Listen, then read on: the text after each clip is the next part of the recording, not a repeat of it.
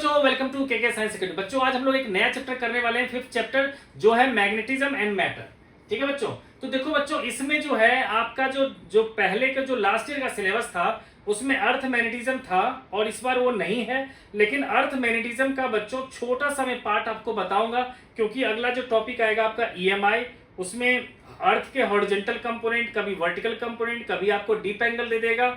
ठीक है, तो उससे रिलेटेड न्यूमेरिकल आएगा, तो इसलिए उसका मैं छोटा सा मुश्किल से हार्डली 2 मिनट्स का मैं टॉपिक लेकर के आपको बता दूंगा। ठीक है बच्चों, तो हम लोग बच्चों शुरू करते हैं चैप्टर मैग्नेटिज्म एंड मैटर। जो बच्चे नए हो इस चैनल को सब्सक्राइब कर लो बच्चों, और इससे पहले के चैप्टर्स के वीडियो भी आप लोग जाकर देख सकते हो बच्चों। यहाँ फिजिक्स केमिस्ट्री दोनों सब्जेक्ट के बच्चों जो है आप लोग को मिलेगा वीडियो। अगर कोई भी टॉपिक बच्चों आप लोग को पता है तो आप क्या कर सकते हो, वीडियो को थोड़ा सा आगे करके आप देख सकते हो। ठीक है, अगर आपको कोई वीडियो ढूंढने में मुश्किल होता है तो आप बच्चों उस वीडियो का हेडिंग डाल दो और जो है ऑफ के साइंस एकेडमी लिख दो तो आपको वो वीडियो मिल जाएगा।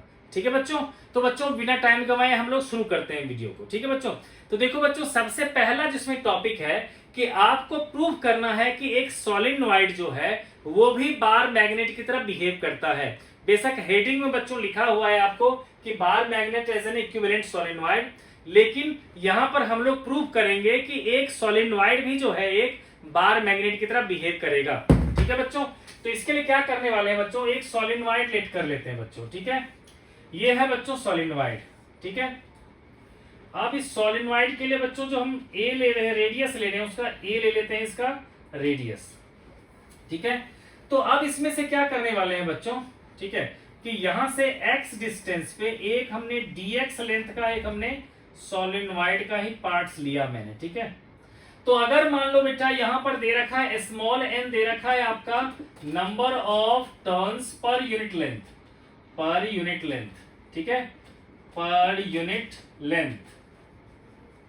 ठीक है बच्चों, तो ये जो dx लेंथ लिया मैंने उसमें नंबर ऑफ टर्न्स कितने हो जाएंगे, n इंटू dx, और ये मैंने लिया है बच्चों इस ओरिजिन से x डिस्टेंस पर मैंने इस करंट एलिमेंट को लेट किया है।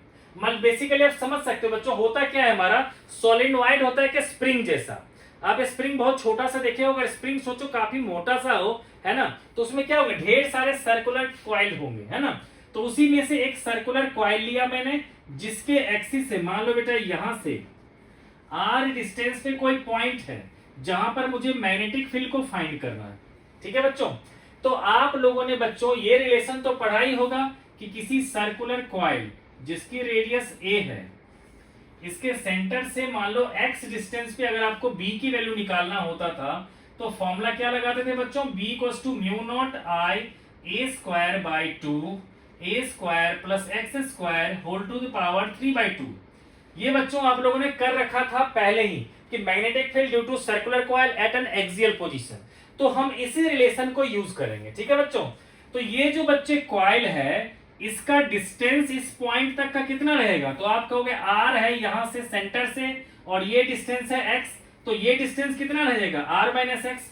तो अगर मान लो बच्चे इस मैग्नेटिक फील्ड को मैं dB लिख लूं तो dB इक्वल्स टू क्या होगा, mu not i a square और यहां लिख लूंगा n, ठीक है, इंटू dx, क्योंकि dx लेंथ और number of turns per unit length है n। ठीक है बच्चों, तो ये हो गया इतने सारे टर्न्स अपॉन में 2, और ये डिस्टेंस क्या होगा बच्चों, तो r माइनस एक्स का whole square plus a square की पावर 3/2।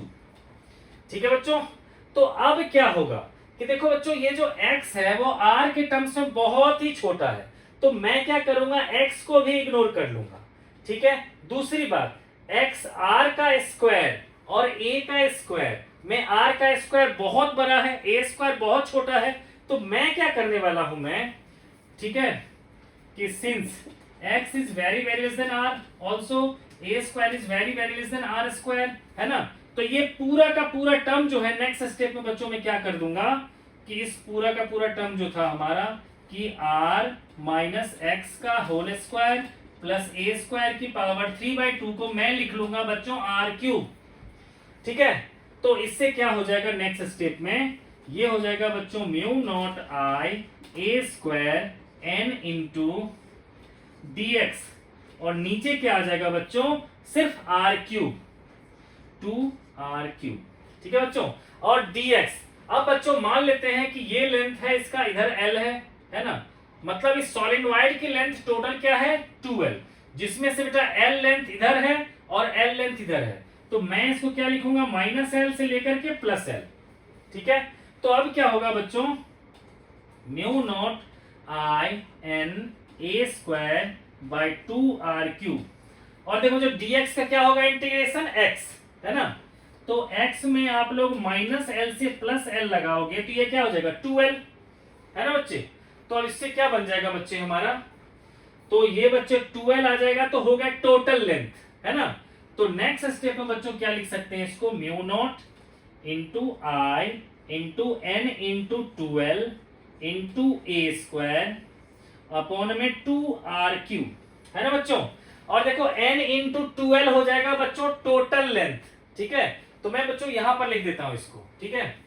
तो b की वैल्यू जो वहां लिखा था बच्चों, वो क्या लिखा था मैंने, म्यू नॉट, है ना, इसको बच्चों इंटीग्रेट करेंगे तो इसको भी इंटीग्रेट करेंगे -l से लेकर के +l तक, इसको 0 से b तक, ठीक है। तो बच्चों क्या बन गया था b की value mu not I A square by 2r³, और ये आ चुका है बच्चे n इंटू 2l, यहां था हमारा n इंटू 2l, ठीक है। तो n इंटू 2l को मैंने क्या कहा, टोटल नंबर ऑफ टर्म्स, ठीक है, तो कैपिटल N, तो ये हो जाएगा बच्चों म्यू नॉट कैपिटल N आई, ठीक है। अब देखो बच्चों a स्क्वायर है और नीचे क्या है हमारा 2r³, तो मैं क्या करने वाला हूं, पाई से ऊपर और पाई से नीचे मल्टीप्लाई कर देने वाला हूं, ठीक है। तो ये क्या हो जाएगा बच्चों एरिया, तो आ जाएगा म्यू नॉट NIA अपॉन में 2πr³। अब मैं 2 से मल्टीप्लाई और 2 से डिवाइड कर दूंगा, और ये NIA होता है बच्चों मैग्नेटिक मोमेंट, तो ये क्या हो जाएगा mu not by 4π2m upon में r³, है ना बच्चों। ये आ गया बच्चों मैग्नेटिक फील्ड हमारा, जो किसी बार मैग्नेट के कारण आता है एक्सियल पोजीशन पे, ठीक है बच्चों। तो ये जो मैग्नेटिक फील्ड आता है बार मैग्नेट के कारण एक्सियल पोजीशन पे आता है, और हमने सोलेनोइड के कारण भी बच्चों यही हमने रिलेशन को डेराइव कर लिया। इससे ये प्रूव हो गया बच्चे कि हमारा जो है, ठीक है, ये सोलेनोइड जो है बच्चों वो एक जो है बार मैग्नेट की तरह बिहेव करता है, ठीक है बच्चों। अब इसके बाद बच्चों आप लोग बच्चों इसको नोट डाउन कर लो, मैं इसको मिटा रहा हूं। अब बच्चों हम लोग करेंगे एक छोटा सा रिलेशन आता है कि derive relation for the magnetic moment associated with electron revolving around nucleus. जब कोई इलेक्ट्रॉन न्यूक्लियस के ऑल अराउंड अगर रिवॉल्व करेगा, ठीक है ना, ठीक है। अब हम लोग डिराइव कर रहे हैं बच्चे magnetic moment associated with electron revolving around nucleus, revolving around nucleus, ठीक है। कोई इलेक्ट्रॉन जो न्यूक्लियस के चारों तरफ घूमता है ना, उसके वक्त मैग्नेटिक मोमेंट निकालना है, ठीक है बच्चे। तो लेट कर लिया बच्चों कि ये अगर मान लो बेटा कोई इलेक्ट्रॉन है जो कि घूम रहा है इसमें r रेडियस वाले किसी ऑर्बिट में, तो बच्चों देखो मैग्नेटिक मोमेंट क्या होता है, मैग्नेटिक मोमेंट होता है मेनली हमारा करंट इनटू ए। तो मुझे पहले करंट निकालना पड़ेगा, फिर एरिया निकालना पड़ेगा। तो करंट को क्या कहोगे आप, E अपॉन में T, ठीक है, जहां T क्या होता है time taken by the electron to complete the circle. तो बच्चों मैं इसको कर लेता हूं E अपॉन में T को लिख लूंगा मैं 2πr अपॉन में V, है ना, यानी कि क्या हो जाएगा EV बाय 2πr आ गया करंट की वैल्यू। अब देखो बेटा मैग्नेटिक मोमेंट क्या होता है, करंट इनटू एरिया।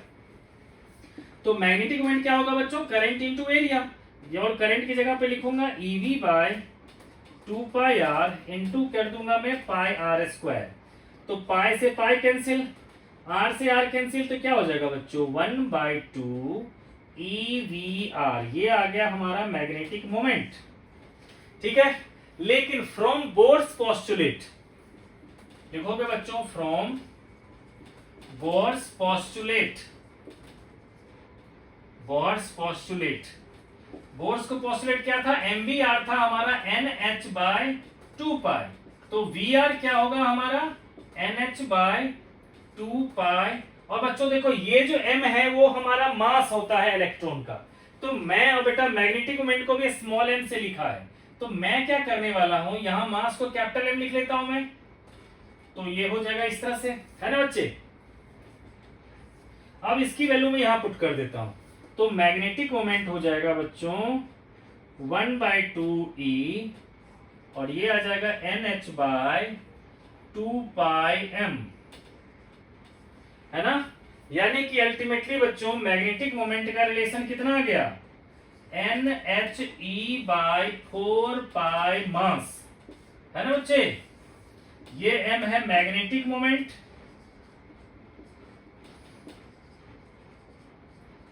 और ये हो गया हमारा मास ऑफ इलेक्ट्रॉन, ठीक है बच्चों। और ये पूरा का पूरा रिलेशन हो गया डिराइव, ठीक है बच्चों। तो ये था बच्चों हमारा इलेक्ट्रॉन के कारण। अब बच्चों पूछा जाता है आपसे बार मैग्नेट के बारे में, कि जब किसी बार मैग्नेट को अगर आप एक्सटर्नल मैग्नेटिक फील्ड में रख देते हो, तब आपसे पूछा जाता है कि जब वो रोटेट करने लगे, बल्कि ये सोचो कि जब किसी बार मैग्नेट को हम एक्सटर्नल मैग्नेटिक फील्ड रखते हैं तो उस पर टॉर्क लगने के कारण वो ऑसिलेट करता है, तो उस ऑसिलेशन में उसका टाइम पीरियड आपको कहेगा फाइंड करने के लिए, ठीक है। तो बच्चों हम लोग आगे लिखते हैं कि derive relation for the torque and find the time period of a bar magnet, ठीक है बेटा। लिखते हैं बेटा, find relation for time period of bar magnet oscillating in external magnetic field.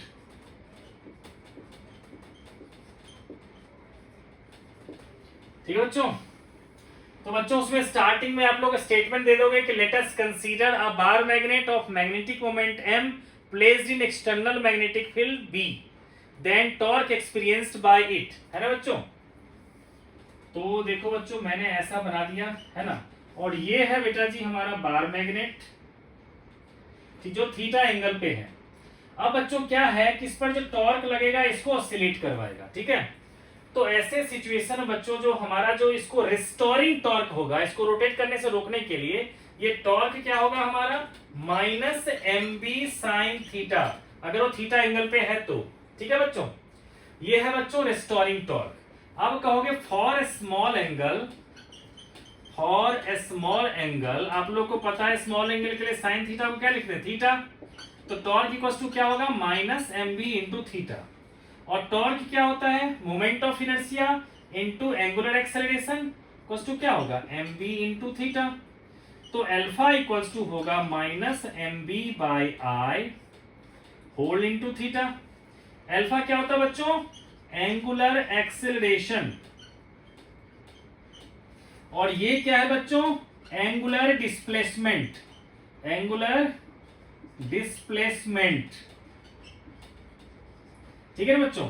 तो जब भी कभी acceleration directly proportional to displacement आ जाएगा, है ना, तो हम कह देंगे ये एसएचएम में है, ठीक है। Therefore alpha is directly proportional to minus theta, hence they are in SHM, hence they are in SHM, simple harmonic motion. और जब भी ये प्रूव हो जाए कि एसएचएम में है, तो डिस्प्लेसमेंट का जो कोएफिशिएंट होता है वो हो जाता है बच्चों ओमेगा का स्क्वायर। तो देयरफॉर लिख सकते हैं हम लोग ओमेगा स्क्वायर हो जाएगा हमारा mb/i, ओमेगा आ जाएगा √ऑफ mb/i। और ओमेगा क्या होता है 2π/t, तो 2π/t क्या होगा mb/i, है ना। तो बच्चों टाइम पीरियड क्या आ जाएगा, फिर टाइम पीरियड आ जाएगा √ऑफ i अपॉन में mb, है ना बच्चों। ये आ गया time period of the dipole oscillating external magnetic field. i क्या है हमारा moment of inertia, moment of inertia, ठीक है। एम क्या है, magnetic moment, magnetic moment. B क्या है हमारा, external magnetic field, external magnetic field, है ना बच्चों। तो ये रिलेशन आ गया बच्चों time period of the dipole rotating in, बल्कि oscillating in external magnetic field B. ठीक है बच्चों, क्लियर है। अब बच्चों क्या है कि आप लोगों ने बच्चों जो पढ़ा है फर्स्ट चैप्टर में जो इलेक्ट्रिक डाइपोल के लिए, वही सब कुछ बच्चों इसके लिए भी आएगा। तो वो सब बच्चों डायरेक्ट में कुछ फॉर्मूले लिख देता हूं, फिर बढ़ते हैं बच्चों आगे की तरफ, ठीक है। जैसे बच्चों इलेक्ट्रिक डाइपोल के लिए आता था हमारा P, जो इलेक्ट्रिक डाइपोल मोमेंट कहलाता था हमारा, है ना। तो वैसे ही यहां पर आता है हमारा स्मॉल m, जिसको मैग्नेटिक डाइपोल मोमेंट कहते हैं, ठीक है। तो स्मॉल m क्या कहलाता है बच्चों, हमारा QM इंटू 2L, ठीक है ना। ये क्या कहलाता है कि जो बार मैग्नेट होता है उसका मैग्नेटिक मोमेंट, ठीक है। ये होता है बार मैग्नेट का। अगर मान लो बच्चों मैं ऐसे इसको कट कर दूं, इस तरह से अगर काट दूं मैं, तो इसका ये जो है ना हमारे, इसको QM को कहते हैं यहां pole strength, this is called pole strength, ठीक है। तो अगर मान लो मैंने ऐसे कट किया तो इसका पोल स्ट्रेंथ हाफ हो जाएगा, और ऐसे कट किया तो लेंथ इसका हाफ हो जाएगा, और दोनों केस में मैग्नेटिक मोमेंट हाफ हो जाएगा, ठीक है बच्चों।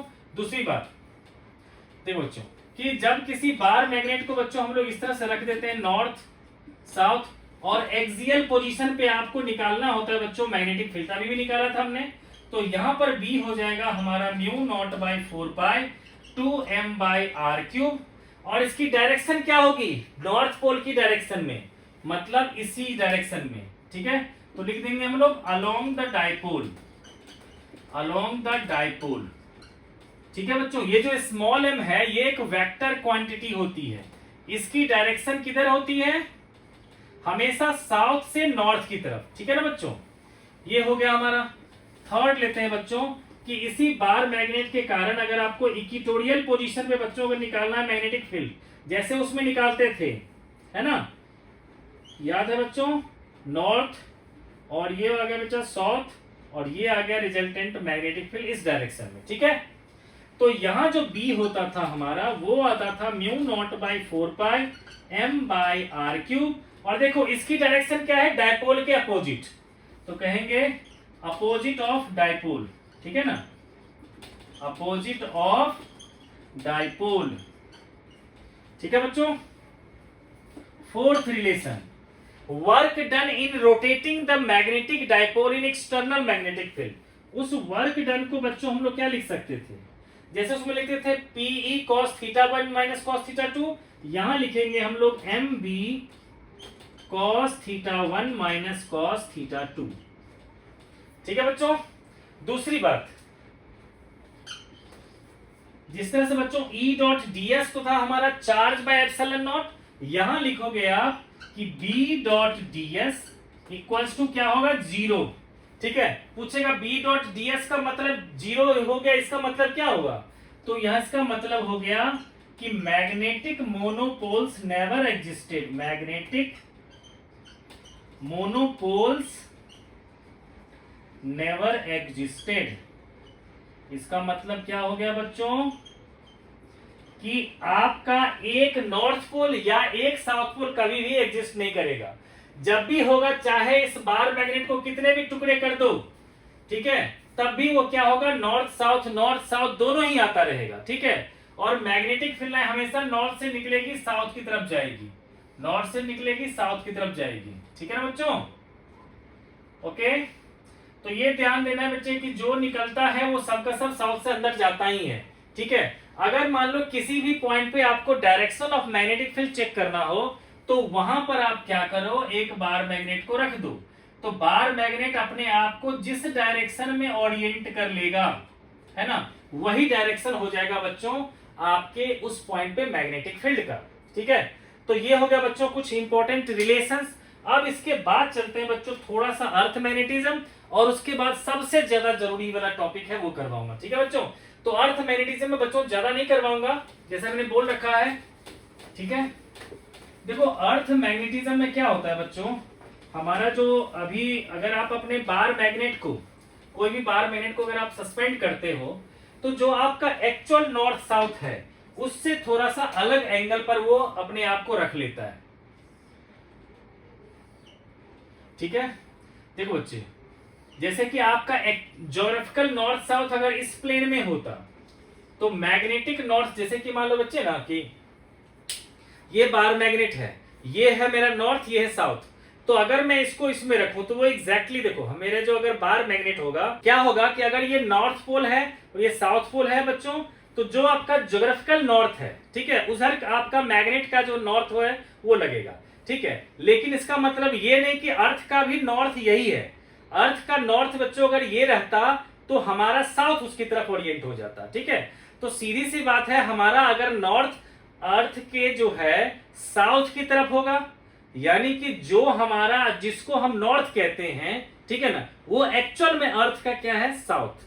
ठीक है बच्चों, तो ये अगर बेटा समझना है, छोटा सा मैं बताओ कि ज्यादा नहीं लूंगा टाइम। देखो ये देखो बच्चों, ये हमारा है नॉर्थ और साउथ अगर है, ये है ज्योग्राफिकल नॉर्थ और ये है ज्योग्राफिकल साउथ, तो ये हो जाएगा बच्चों मैग्नेटिक साउथ और ये हो जाएगा मैग्नेटिक नॉर्थ। ठीक है, तो मैंने बताया कि बार मैग्नेट को मैं अगर ऐसे सस्पेंड कर दूं तो वो एग्जैक्टली ऐसे नहीं खड़ा होकर वो कुछ एंगल पे ऐसे सस्पेंड हो जाएगा। ठीक है, तो ये एंगल आता है बच्चों, ठीक है, इस एंगल को कहते हैं हम लोग एंगल ऑफ डिक्लिनेशन। ठीक है, या एंगल ऑफ इंक्लिनेशन कह लेंगे इसको, थीटा, ये होता है एंगल ऑफ इंक्लिनेशन। ठीक है, एंगल ऑफ इंक्लिनेशन जो क्या होता है ज्योग्राफिकल मेरिडियन, और जो अर्थ का एक्चुअल अर्थ ज्योग्राफिकल नॉर्थ साउथ प्लेन है और जो मैग्नेट का नॉर्थ साउथ प्लेन है उसके बीच का एंगल। ठीक है, तो बच्चों ये है हमारा ज्योग्राफिकल मेरिडियन। ज्योग्राफिकल मेरिडियन का मतलब ये है जहां एक्चुअल नॉर्थ साउथ हमारा जो प्लेन है उसको कहते हैं ज्योग्राफिकल मेरिडियन, और ये है मैग्नेटिक मेरिडियन। ठीक है बच्चों, अब देखो बच्चों क्या है कि जो अर्थ का जो मैग्नेट वाला प्लेन है वो मैं यहाँ पे ड्रॉ कर रहा हूं, तो इधर आ रहा है बच्चों हॉरिजेंटल कंपोनेंट ऑफ अर्थ, और इधर आ रहा है vertical component of the earth, और ये आता है बच्चों रिजल्टेंट अर्थ। यानी कि अगर आपने बार मैग्नेट को कहीं भी प्लेस करते हो तो जो भी वो एंगल बनाता है हॉरिजेंटल के साथ, वो है बच्चों ये एंगल हमारा। ठीक है, इस एंगल को कहते हैं एंगल ऑफ डिक्लिनेशन और एंगल ऑफ डिप। ठीक है, ये कहलाता है डिप एंगल। ठीक है ना बच्चों, तो आपको क्या करता है बच्चों कि कहीं कहीं पर किसी क्वेश्चन में आपको चाहिए vertical component of magnetic field, कहीं पर आपको हॉरिजॉन्टल चाहिए। ठीक है बच्चों, जैसे कि नेक्स्ट चैप्टर अगर आप जाओगे बेटा ईएमआई, उसमें चाहिए होता है परपेंडिकुलर मैग्नेटिक फील्ड। तो अगर एरोप्लेन अगर ऐसे फ्लाई कर रहा होगा तो आपको ये वाला सिर्फ मैग्नेटिक फील्ड चाहिए, मतलब वर्टिकल वाला। ठीक है, अगर ट्रेन आगे बढ़ रहा है, ठीक है, तो उसके व्हील को आपको हॉरिजॉन्टल मैग्नेटिक फील्ड देना पड़ेगा। तो वहां पर क्या कर सकता है बच्चों कि आपको वर्टिकल दे देगा तो हॉरिजॉन्टल की जरूरत पड़ जाएगी। ठीक है, तो इसको हम लोग कैसे रिलेट करते हैं वो बताता हूं। ठीक है बच्चों, तो नेट मैग्नेटिक फील्ड को मैंने आर लिख लिया, तो बच्चों आर कॉस डेल्टा हो जाएगा हमारा horizontal component of magnetic field, और आर साइन डेल्टा हो जाएगा vertical component of magnetic field. ठीक है बच्चों, तो इस रिलेशन को आप लोग याद रखोगे तो उससे हमारा जो है ना बच्चों निकल जाएगा जो भी हॉरिजॉन्टल या वर्टिकल कंपोनेंट होगा। अब बच्चों सबसे मेन पार्ट है इसका, उसको हम लोग स्टार्ट करने वाले हैं, जो है बच्चों मैग्नेटिक मटेरियल। ठीक है, तो देखो बच्चों मैग्नेटिक मटेरियल में क्या क्या टर्म आएगा उस सबको मैं फटाफट आपके साथ डिस्कस कर लेता हूं। सबसे पहले आता है बेटा मैग्नेटिक इंटेंसिटी, या उसको मैग्नेटाइजिंग फोर्स कहते हैं। ठीक है, कि जब किसी मटेरियल को अगर आप मैग्नेटाइज करना चाहते हो तो आप क्या करते हो कि जैसे कि आपको पता है सोलेनॉइड क्या है, एक स्प्रिंग है, बहुत बड़ा स्प्रिंग है। ठीक है, तो उसके अंदर में करंट, उसमें उसके वायर में क्या होता है, करंट फ्लो करता रहता है। तो उसके अंदर में आपने क्या किया, किसी भी मेटल को जाके रख दिया इस उम्मीद में कि ये मेटल उस मैग्नेटिक फील्ड में रहेगा तो वो मैग्नेटाइज हो जाएगा। ठीक है बच्चों, तो उसको कहते हैं हम लोग टर्म मैग्नेटिक इंटेंसिटी, वो होता है बच्चों मैग्नेटिक इंटेंसिटी। ठीक है, इसको हम लोग एच से नोट करते हैं, ये होता है number of turns per unit length into current जो उस वायर में सप्लाई हो रहा है, जैसे कि मान लो बेटा ये है हमारा सॉलिनॉइड, है ना, तो इसमें जो बच्चों करंट सप्लाई हो रहा है ना, दैट, है ना, into number of turns per unit length, इस पे डिपेंड करता है। ये होता है मैग्नेटिक इंटेंसिटी। तो अब नेक्स्ट टॉपिक है हमारा intensity of magnetization. Intensity of magnetization, इसको बच्चों कैपिटल एम से नोट करते हैं, ठीक है। तो ये जो होता है बेटा हमारा, ये होता है फॉर्मूला इसका magnetic moment, magnetic moment upon में वॉल्यूम। लेकिन इसका मतलब क्या होता है वो समझाता हूं। देखो बच्चों क्या होता है कि जैसे कि मैंने 10 बच्चे को एक साथ मैंने पढ़ाया, ठीक है, तो मैं जो सारे बच्चों को पढ़ा रहा हूं वो है हमारा एच, कि यहां पर रखे हुए ढेर सारे मैग्नेटिरियल, जैसे अलग अलग मटेरियल को मैंने इसके अंदर में रख रखा है, सबको सेम एच दे रहे हैं, ठीक है।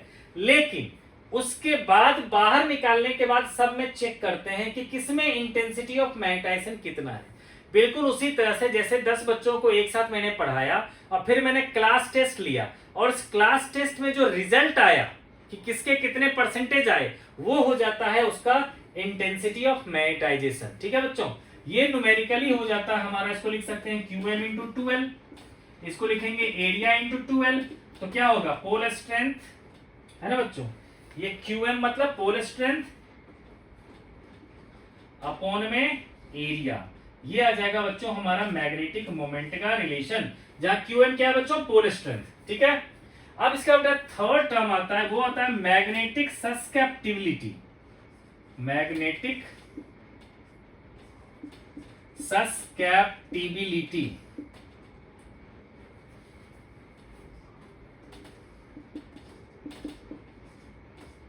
इसको जाय से नोट करते हैं, ठीक है बच्चों। तो ये क्या होता है, सब एक दूसरे से लिंक है बच्चों। जैसे मैंने कहा कि मैंने 10 बच्चों को पढ़ाया, है ना, उसमें से किस बच्चे ने कितना नंबर लाया, ये किस चीज पे डिपेंड करेगा कि किसकी समझने की क्षमता कितनी है ना। बिल्कुल उसी तरह से मैग्नेटिक मटेरियल में भी क्या होता है कि हर एक मटेरियल को मैंने मैग्नेटिक फील्ड में रखा, एच दिया, सब में सेम। अब कौन कितना मैग्नेटाइजेशन बाहर निकलने के बाद शो कर रहा है, ये डिपेंड करता है कि उसकी कैपेबिलिटी कितनी है मैग्नेटाइज होने की। तो ये होता है बच्चों कि वो कितना दिखा रहा है, दैट अपॉन में कितना उसको दिया गया है। जैसे कितना टीचर ने पढ़ाया और कितना उसको नंबर आया, ठीक है, उस दोनों की रेशियो हो गई हमारी मैग्नेटिक सस्केप्टिबिलिटी, ठीक है ना बच्चों। तो ये रिलेशन आ गया। तो अब बच्चों क्या है कि इन सब से रिलेटेड, ठीक है, आता है हमारा एक रिलेशन प्रूव करने के लिए कि प्रूव करो कि रिलेटिव परमिएबिलिटी जो होता है वो 1 प्लस जाई होता है, ठीक है। तो बच्चों परमिएबिलिटी बेसिकली क्या होता है, ठीक है, कि देखो किसी भी मटेरियल होकर के कितना मैग्नेटिक फील्ड लाइन वहां से पास करता है, उसी को कहते हैं उसकी परमिएबिलिटी। जिस मटेरियल से ज्यादा पास करेगा मैग्नेटिक फील्ड लाइन, उसकी परमिएबिलिटी उतनी ज्यादा होगी, ठीक है बच्चों। तो अब बच्चों एक इंपॉर्टेंट रिलेशन डराइव करने के लिए आता है बोर्ड में, तो वो मैं डराइव कर देता हूं, ठीक है। वो रिलेशन है बच्चों कि prove that mu r equals to 1 plus chi. Question ये आता है बच्चों कि prove that mu r equals to 1 plus chi, है ना, कि रिलेटिव परमिएबिलिटी होगा 1 प्लस मैग्नेटिक सस्केप्टिबिलिटी, ठीक है ना बच्चे। तो इसको देखो बेटा कैसे करेंगे। तो हम लोग क्या करेंगे बच्चे, इसी तरह से जैसे बनाया था ना, हम इस तरह से बच्चों जो है बना लेते हैं। अब देखो बच्चों किसी भी मटेरियल को मैंने इसके अंदर में रख दिया, ठीक है, मैग्नेटाइज होने के लिए, ठीक है। तो अब जो बच्चे जो मैग्नेटाइज ये होगा, जो हमें मैग्नेटिक फील्ड नजर आएगा, जो हम ऑब्जर्व करेंगे, वो किस किस के कारण होगा। एक जो मैग्नेटिक फील्ड ये वायर दे रहा है उसको कहेंगे बी नॉट, जो करंट सप्लाई करके दे रहा है। दूसरा BM, जो ये खुद मैग्नेटाइज होने के बाद दे रहा है, ठीक है। क्लियर हो गया बच्चों कि जब आपने किसी भी मटेरियल को रख दिया मैग्नेटिक फील्ड के एक्सटर्नल में कि तुम मैग्नेटाइज हो जाओ, तो वो जो नेट थोड़ी देर के बाद जो शो करेगा उसमें क्या होगा, एक जो बाहर से उसको दिया जा रहा है वो मैग्नेटिक फील्ड, और दूसरा वो खुद मैग्नेटाइज होकर दे रहा है वो, है ना। तो इसको तो लिखेंगे बच्चों म्यू नॉट इंटू एच, बाहर से दिया जा रहा है, इसको कहेंगे mu naught into capital M। दूसरा होगा बच्चों म्यू नॉट इंटू एच, और इसको देखो आपने क्या लिखा था जाई इंटू एच, क्योंकि बच्चा अभी रिलेशन क्या बता रहा है, इक्वल्स टू m/h, है ना, इस रिलेशन से। तो बच्चों मैं क्या करूंगा, म्यू नॉट इंटू एच को कॉमन ले लूंगा, तो 1 प्लस जाई आ गया हमारा, है ना, ये आ गया बी। अब कहोगे कि बट बी क्या होता है बच्चों, हमारा म्यू इंटू एच, और म्यू होता है mu not into mu r into H, है ना। जहां म्यू नॉट होता है हमारा, म्यू नॉट के लिए पता ही चुका हूं, और म्यू आर होता है रिलेटिव परमिएबिलिटी। तो अब दोनों को इक्वेट कर देंगे, therefore from first and second mu not mu r H equals to mu not H into 1 plus chi, है ना बच्चों। तो mu r equals to 1 plus chi हमारा प्रूव्ड हो गया। ठीक है बच्चों, क्लियर हो गया। तो ये बच्चों प्रूव करना था हमारा कि रिलेटिव परमिएबिलिटी जो होता है वो होता है 1 प्लस जाई के इक्वल। ठीक है, अब बच्चों जो है इसमें लास्ट टॉपिक इसका बचा हुआ है कि जो तीन जो कैटेगरी है, पैरामैग्नेटिक, डायमैग्नेटिक, फेरोमैग्नेटिक, इन तीनों को हम कैसे डिस्टिंग्विश कर सकते हैं। ठीक है, तो बच्चों उसको करता हूं मैं। देखो बच्चों, जिसको जो बच्चों कोई कंफ्यूजन रह जाए तो बच्चों कमेंट जरूर करना, ठीक है, मैं आप लोग को जरूर जवाब दूंगा। अब देखो बच्चों, हम लोग क्या करते हैं, अलग अलग लेते हैं। सबसे पहले लेते हैं अपना डायामैग्नेटिक मटेरियल, डायामैग्नेटिक मटेरियल। दूसरा ले लेते हैं बच्चों पैरामैग्नेटिक, और तीसरा लेते हैं फेरोमैग्नेटिक।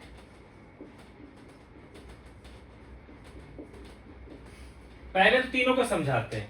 देखो जो डायमैग्नेटिक मटेरियल होता है, एटॉमिक लेवल पे देखोगे बच्चों, तो ये कौन होता है जिसमें कि पूरी तरह से इलेक्ट्रॉन फील्ड होता है। ठीक है, अगर मान लो हमने ऐसा लिया है ना,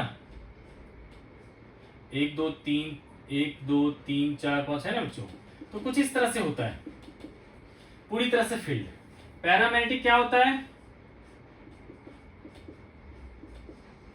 कुछ दो पार्ट जो है फील्ड है, एक पार्ट जो है फील्ड नहीं है, तीसरा पार्ट। इसको फेरोमैग्नेटिक सबका लोगे तो जनरली क्या होता है, उसमें ज्यादा से ज्यादा जो है, ठीक है, ज्यादा से ज्यादा अनपेयर्ड इलेक्ट्रॉन्स होते हैं। ठीक है, तो इस टाइप आते हैं फेरोमैग्नेटिक, इस टाइप से आते हैं बच्चों डायमैग्नेटिक।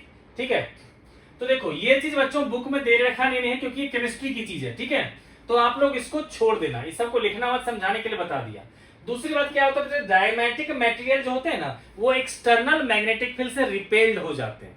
ठीक है, जहां भी दिखेगा कि वीक मैग्नेटिक फील्ड, और वो खुद अगर रहेगा स्ट्रॉन्ग में, तो स्ट्रॉन्ग से वीक की तरफ चला जाएगा, कौन, डायमैग्नेटिक। वही पैरामैग्नेटिक जो होता है, वो जहां दिखेगा स्ट्रॉन्ग मैग्नेटिक फील्ड, तो वो अगर वीक में है तो वो स्ट्रॉन्ग की तरफ मूव कर जाएगा, और फेरोमैग्नेटिक भी मूव कर जाएगा। ठीक है, तो ये हुआ हमारा कि repelled by external magnetic field, और ये होगा weekly attracted by external magnetic field. ठीक है ना, इसमें लिखेंगे रिपेल्ड बाय एक्सटर्नल बी, और इसमें क्या लिखेंगे, attracted, attract by, attracted weakly, attracted weakly by external magnetic field B.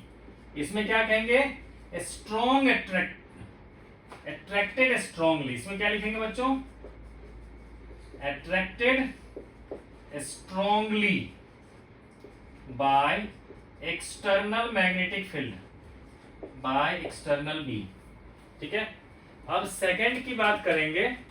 ठीक है, सेकंड बात करेंगे, इसमें तो रिपेल्ड हो गया। इसमें क्या होता है बेटा कि मैग्नेटिक सक्सेसिबिलिटी की वैल्यू जो होती है, ठीक है, ये होती है इसके लिए नेगेटिव।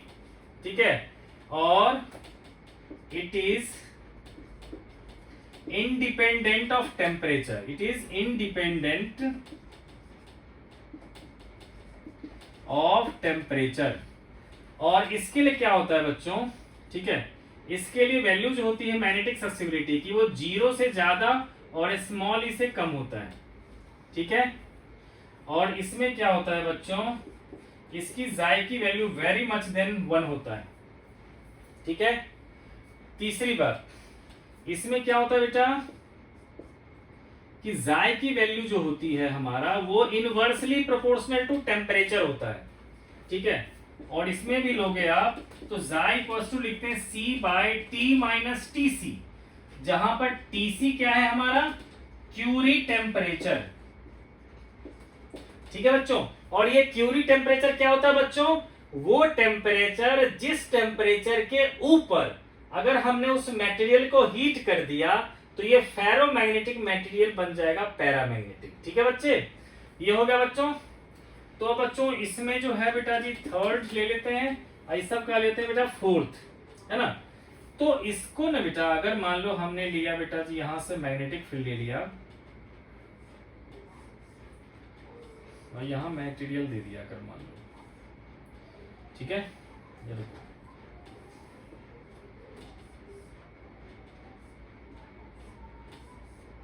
और यहां एक छोटा सा ले लिया मैग्नेट मटेरियल, ठीक है। देखो बेटा अगर ये नॉर्थ पोल है और ये अगर साउथ पोल है, ठीक है, तो क्या होगा कि इस तरह से बच्चों चला जाएगा डायमैग्नेटिक मटेरियल के केस में, मैग्नेटिक फील्ड लाइन साइड से चली जाएगी, किसके केस में, डायमैग्नेटिक मटेरियल के केस में, ठीक है, उस होकर के नहीं जा पाएगी। लेकिन इसके केस में क्या होगा बच्चों,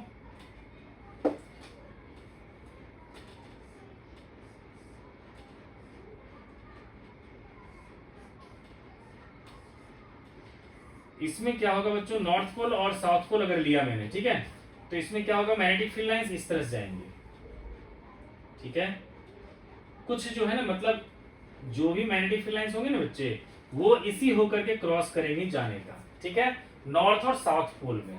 तो बच्चों ये जो बीच वाली लाइन है आप लोग बच्चों इसको हटा सकते हो, ये कंफ्यूज ना कर दे आपको, वो मैंने एक लेवल ड्रॉ कर दिया था, ओके।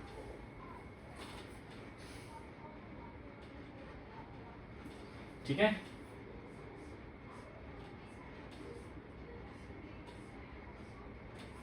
इसमें बच्चे जो जाएगा ना मैग्नेटिक फील्ड लाइंस वो ऐसे चली जाएंगी, ऐसे चली जाएंगी, ऐसे चली जाएंगी, ठीक है। और इसी तरह का हो जाएगा बच्चों, बिल्कुल सिमिलर हो जाएगा, बल्कि इससे ज्यादा हो जाएगा हमारा, अगर हमारा ये फेरोमैग्नेटिक मटेरियल है तो ज्यादा से ज्यादा दिखा देंगे कि कोई भी बाहर जाएगा ही नहीं, सबका सब मैग्नेटिक फील्ड लाइंस इसी से क्रॉस करेगा, नॉर्थ पोल और साउथ पोल पे, ठीक है बच्चों। तो ये सारा का सारा है बच्चों, इसके डिफरेंसेस क्यूरी टेम्परेचर का मैंने बच्चों बता ही दिया है, ठीक है। और बच्चों बुक में भी इसका डायग्राम दे रखा है तो आप लोग उससे प्रैक्टिस कर लेना, ठीक है। क्यूरी टेम्परेचर बच्चों बता चुका हूं मैं, ठीक है। तो बच्चों ये टॉपिक हमारा हो गया बेटा, अब मैग्नेटिक का खत्म हो गया, ठीक है। कुछ भी बच्चों कंसेप्ट में कोई प्रॉब्लम हो, कुछ भी हो तो बच्चों आप लोग पूछ लेना, ठीक है। हम लोग नेक्स्ट वीडियो में बच्चों डिस्कस करेंगे नेक्स्ट चैप्टर, तब तक आप इस चैनल को सब्सक्राइब कर लो, मिलते हैं नेक्स्ट वीडियो में।